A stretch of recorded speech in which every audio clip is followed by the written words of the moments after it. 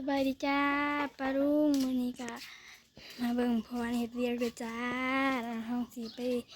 เฮาพรเพราะว่าพรเราเฮ็ดเวียกผู้เดียวมื้อนี้เขาบ่น่าเราไปรับงานทางพุ่นเด้อจ้าเขาบ่น่าบ่เด่นไปรับงานอยู่พุ่นแหละเพราะว่าเราเฮ็ดผู้เดียวแหละท้องทอนสินั่งเผาเราแบบเวลาใส่นั่นใส่นี่นะก็หยิบพอมันแดดแห้งเลยจ้ะบัดเราเป็นเมื่อยเป็นเพิ่นก็มันยากเนาะพี่น้องเนาะนัดแล้วก็ไปโรงเรียนไม่น้อยเพิ่นก็สิไปเวียกไปหาไม่จ่อยอะไรพี่น้องไม่จ่อยเพิ่นสิเจ้าขายเฮือนขายหยังนี่แหละของกะมาเผาเพราะวันเฮ็ดเวียกแล้วนั่งให้เราใส่นั่นใส่นี่พี่น้องแล้วก็ผู้เดียวเดิมวันนี้เขาบ่น่าบ่อยู่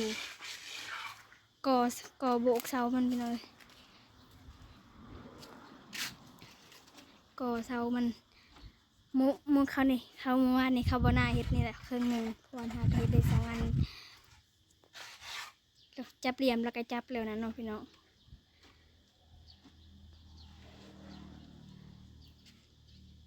มื้อนี้ก็บ่ได้ลงไปลุ่มเด้อตอนแรงๆเพิ่นจังลงไปพี่น้องเอ้ยเพราะว่าแม่น้อยเพิ่นสิไปหาแม่จอยก็เลยบ่ได้ลงไป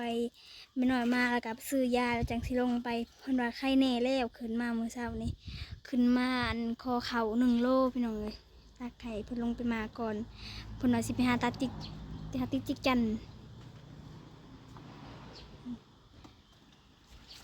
ก็กระแพงก็แล้วเหลือแต่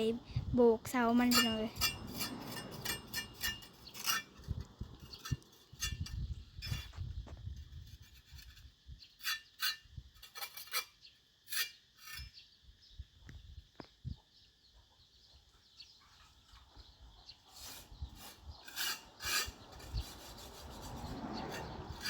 ขึ้นมาเมื่อเช้านี่ฮะไม่น้อยบริถ่ายคลิปได้พี่น้องขึ้นมาขอเขา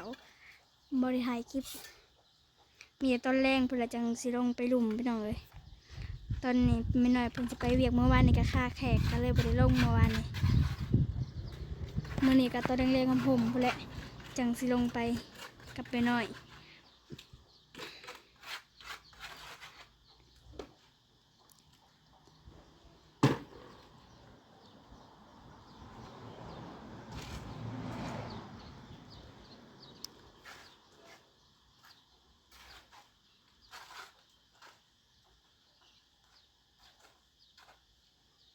แล้วโบกขึ้นสูงแล้วก็เลยแบบให้นั่งใส่นั่นใส่นี่เนาะยักน้ำหยอกน้ำเย็นนะพี่น้องเนาะ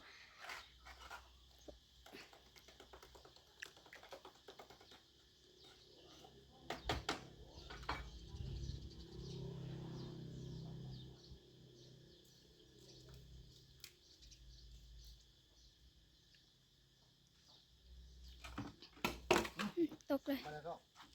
มันเก็บนี่กันอีก2-3 มื้อก็แล้วเนาะพี่น้องเนาะพอวันโบกถาเขาบ่น่า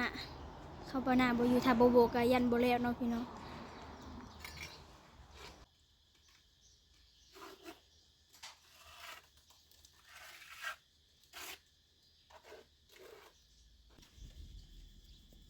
มื้อนี้แดดร้อนพี่น้องเอ้ยจิกจันก็มันห้องหลายเนี่ยแหละพองท้องแล้วสิไปติดจิกจันขึ้นมาเมื่อเช้านี่ถือทาง2 ไม้พี่น้องเอ้ยฮะโดยเราไปติดจิกจันเมื่อเช้านี่บ่ได้ถ่ายเราขึ้นมาพี่น้องให้กินยาเพราะว่าไข้แน่แล้วไข้แน่สิไปหาเงินมาซื้อเขาอ่ะ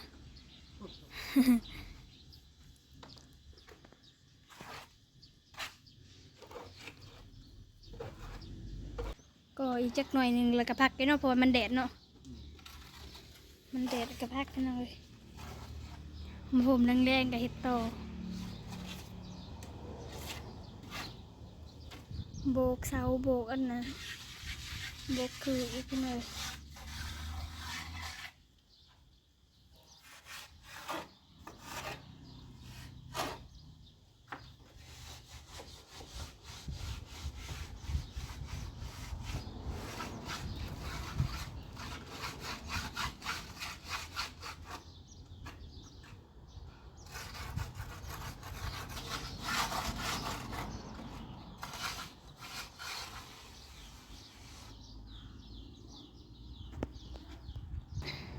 มันนี่ไม่น้อยเพิ่นกับบูยู น้องทองอยู่กับพอวันให้พอวันใส่นั่นใส่ยิบนั่นยิบนี่สายลาวพี่น้องเลยเพราะว่านัดแล้วก็ไปโรงเรียนนัดกับบริว่างเราไปโรงเรียนแล้วเลิกมาโรงเรียนแล้วก็กินข้าวกินน้ำแล้วก็ไปต่อนัดกันพอเรียนสองขาบของมอเนาะพี่น้องเนาะจิกจันจิโรยันจิกจันกับจิกจันดีๆพี่น้องจิกจันแล้วก็ห้องครับปลาเพื่อตอนนั้นก็ห้องครับปลาห้องเป็ดพี่น้องเลย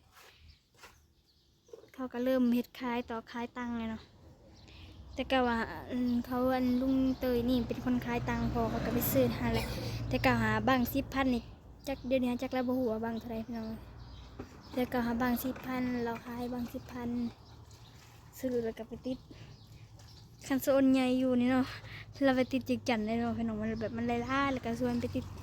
มันอยู่สูงอยู่ต่ำแมงอีแมงยังนะ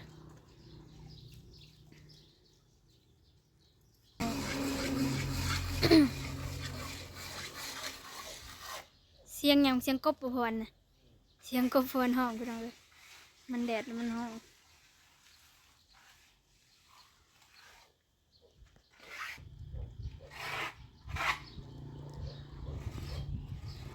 กบก็เรือใบลายตรงนี้ห้องเรือประมาณ10 ตัวรวยเท่าไรนี่แหละเอาอันเขียวๆนี่ให้มันพี่น้องเพราะว่าให้มันไข่เขียวๆให้มันไข่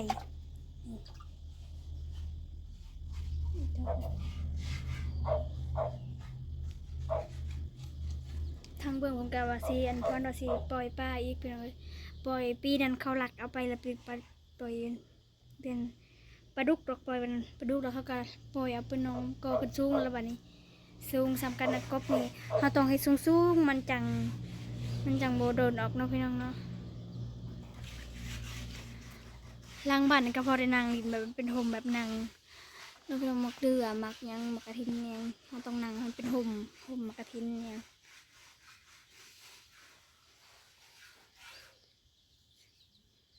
พองทองก็ได้จิกจันก็ขึ้นมาคล้ายเทิงแล้วพี่น้องก็มาถามมันเอาว่าจิกจันถามเลยจิกจันมือนี้จักเป็นสิติดเลยเท่าไรเนาะพี่น้องจิกจันมันแดดมันเหนื่อยไว้เนาะผู้เฒ่าผู้แก่เนาะพี่น้อง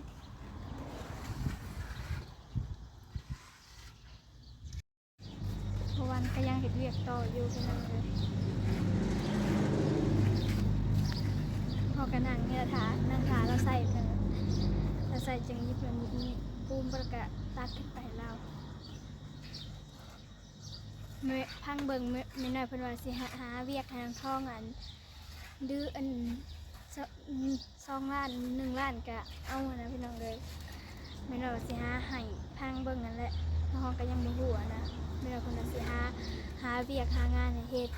พอได้อันพอได้เก็บหาเก็บซิดไปนำกันเพิ่นว่าเก็บหาเก็บซิดไปนำกันเนาะพี่น้องเนาะเก็บหาเก็บซิดก็ได้ก็คันเฮ็ดก็ได้ก็ซื้อเขาซื้อน้ำให้พองท่องอะไรพี่น้องกับอีต้นละเนาะพี่น้องเสียงจิกจันห้องกะลายเติบเราคือจะติดคือสิได้ที่มือนี้เนาะพี่น้องเนาะติดกะเอาขึ้นมาขายพี่แรกติดกะอากาศก็หอนอยู่คนละสิเฮ็ดอันนี้ปูนให้มันบดเลยจังสีอันนั้นพี่น้องปูนมันบดเราก็จังสีผักก็ปูนบดก็อยากเสียดำแข็งนะพี่น้องเนาะปูนก็ยังเรือบริลายดอกเรือน้อยเดียว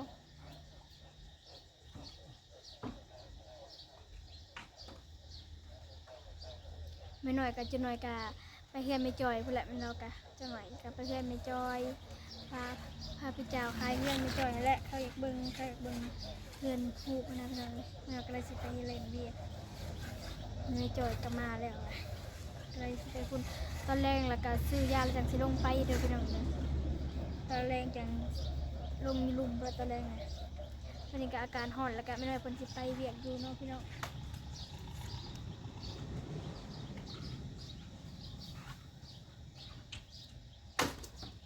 ตกเลยเมื่อกี้เก็บขู่เพราะมันตกทางเบิ่งนี่แหละยังหาเบียกตรงพันไดนะพี่น้องเลยหาเบิ่งเนี่ยกะเฮ็ดพี่น้องเลย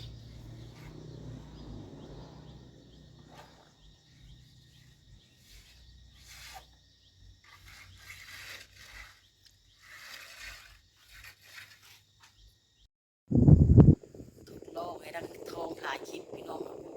โอ้ย เป็นตา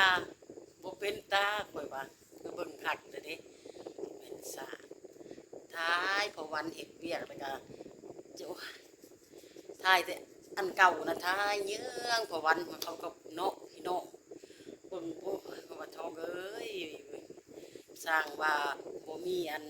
ปลาสีบ่มีศิลปะเลยตายแหละข่อยละหัดให้เราถ่ายคลิปพี่น้องลองมึงดูถ่ายคนเดียวลองมึงดูข่อยว่า ยังโควิดคือเก่าโอ้ยข่อยกลับมาข่อยมาเช็คเบิ่งคลิปเนาะข่อยกลับมาแต่พุ่นเลยข่อยมาเช็คเบิ่งคลิปข่อยแล้วโอ้ยตายแล้วทองเอ้ยลูกเอ้ยว่าได้สิได้ไปเฮ็ดเวียกเฮ็ดงานอยู่นำเขาก็สิรอดอยู่บ่ท้องเป็นคนแบบว่าความคิดเรามันบ่มีสร้างสรรค์ขึ้นบ่มีคำเว้าใหม่ๆขึ้นมาหั่นนะเนาะมีแต่บอกอันเก่าล้ำไปลบมาล้ำไปลบมาท้องเลยข่อยก็หมดแนวสิเว้าน้ำนางทองเลยรู้จักแนวสิเว้าเรื่องของเรื่องนะเด้อพี่น้องเด้อข่อยอยากสอนให้เล่านะฮู้จักถ่ายคลิปเองคำเว้าสร้างสรรค์เว้าไพเราะเว้าสร้างสรรค์คนเฮาเขาก็อยากเบิ่งได้พี่น้องแม่นบ่ทุกคนเนาะข่อยอยากฮัดให้เล่าถ่ายคลิปด้วย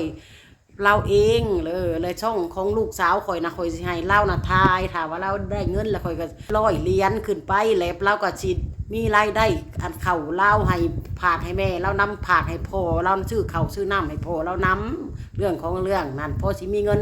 พาเราไปเยี่ยมแม่แน่ไปเยี่ยมน้องแน่แล้วก็ให้พ่อแน่ซอยเรือพ่อแน่ชวนมาพ่อนะบ่ต้องไปซอยเรือมันดอกว่าสิซะซอยเรือตั้งแต่อันพ่อกับแม่นั่นแล้วก็พ่อคอยบอกเล่านั่นโอ้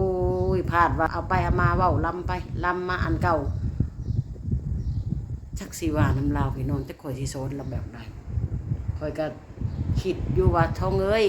ฮัดถ่ายคลิปเด้อเพื่อว่าอนาคตข้างหน้าของเจ้าเองเด้อท้องเฮาไปหาเห็ดเวียกเห็ดเป็นคนใส่เขาว่าล่างถ้วยล่างบ่วงกับมืดมือมืดเว้นอีเลยได้เงินล้านกีบนะพี่น้องเอ้ยเห็ดเวียกแต่เช้าจนเท่าค่ำถ่ายคลิปนี่กับบอดี้บ็อกอันยังสมมุติว่าเฮาได้100 เหรียญนี่เฮาก็ได้2 ล้านปลายเด้เน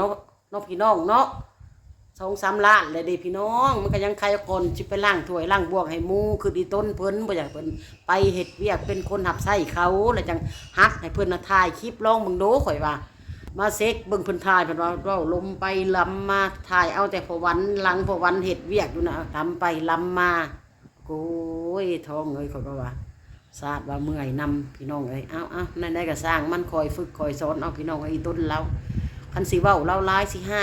เราร้ายเราก็มีแต่ให้นั่งซึมให้หมดเท่านะคอยเลยเห็นน้ำตาแล้วคอยก็ให้บ่ลงบัดนี้คอยก็ซิตี้กับซิตี้บ่ลงพี่น้องคอยก็ได้เลี้ยงเรามาแล้วก็แพงเราอีต้นเราคือนางทองหักสอนเท่าไรก็ปึกหนาอยู่ความข่อย3-4 ปีความสลาดก็มีน้อยพี่น้องคอยบอกความซื่อนี่แหละไปใส่ก็มีแต่ข่อยเนี่ยคอยสี่แนะนำคอยบอกคอยสอนคอยสี่นำคอยก็อุกใจนำนางทองอีกก็พูดหนึ่งคอยก็ได้จักสีว่าแนวใดน้องพี่น้องเนาะเอากระสร้างเล่าพี่น้องเอ้ยเป็นอะไรก็เป็นคนเฮาคือเก่าเฮาเลี้ยงมาได้เฮาคือเก่าเนาะพี่น้องเนาะเอาโอเคเนาะพี่น้องคลิปนี้ก็สิได้ลาเด้อพี่น้องเด้อพอกันคลิปใหม่นะจ้า